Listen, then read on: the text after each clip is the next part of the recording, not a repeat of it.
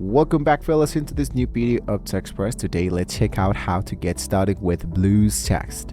So if you don't know it by now, you want to play mobile games on your PC with a keyboard and a mouse, but you don't know where to start. Basically, into the 2026, the BlueStacks isn't just an emulator, it's a high-performance gaming platform. So we're going to be showing you how to use this to play some games into the instant cloud gaming. So the first and most easiest way to get started is the downloading and the installation. So if you focus here into BlueStacks.com, we'll be showing you that here directly we have now this huge blue element that says download. You can look out for the option that says view all the versions of the actual BlueStacks. So for example, we have it for the Windows, optimizes for the Windows 11. We have the Nougat 32, the 64, the Pi, the Android 11, and the Android 13. So this is BlueStacks number 4, this is BlueStacks number 5. So you can choose one that best suits for yourself. Usually the one that has the blue element has the latest, which is the Nougat 32. So when you hit into the option that says download the BlueStack, it will be appearing directly in here, the actual installation process. You hit to open this into a folder and you double click it. When you double click this element, it will be appearing this actual huge bar, which you just need to wait till the installation process of the BlueStack will be now appearing into your computer. And just like that, the BlueStacks will be now, let's say, downloaded directly into your computer, right?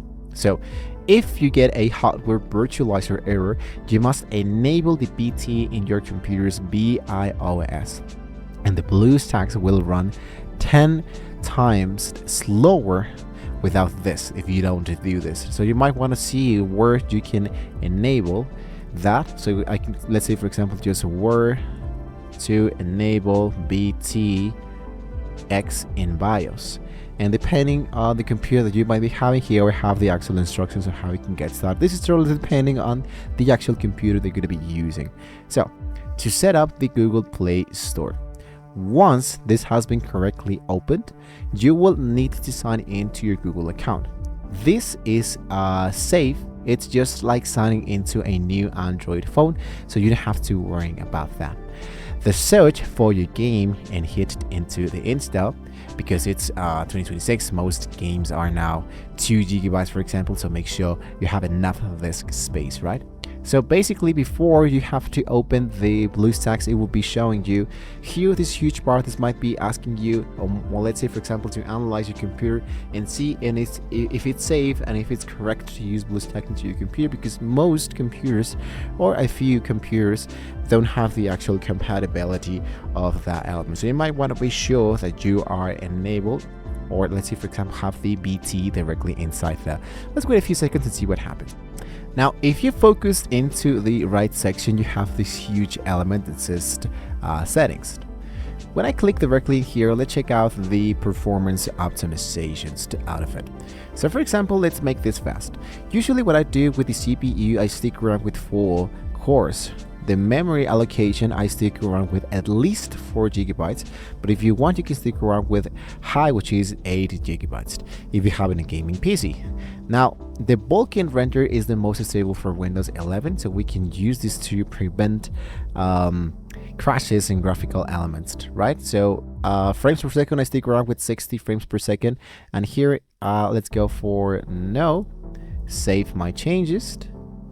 And I needed, of course, to every time I make some changes directly into BlueStacks, it will be needing to reload once again.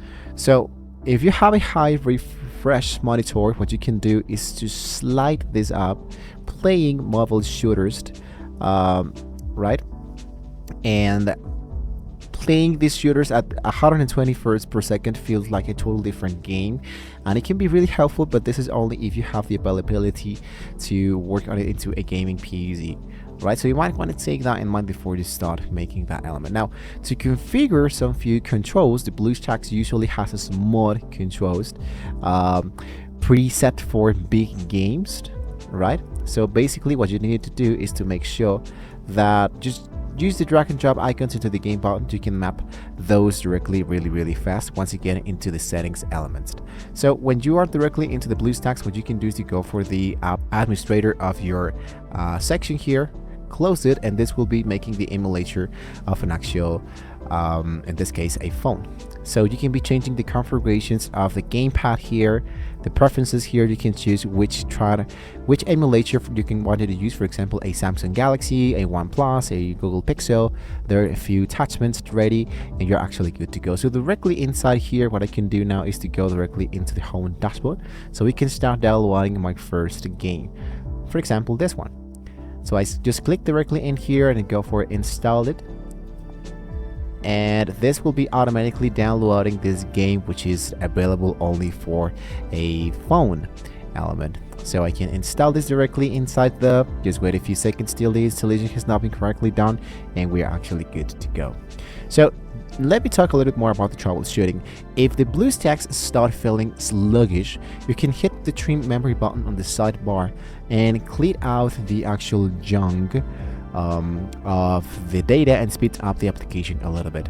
So that's it, guys. Basically, that's how you can actually get started with the actual BlueStacks application player. So if you're having trouble with the Hyper-V errors or something else, so check out this troubleshooting guide that we have linked directly into our YouTube channel.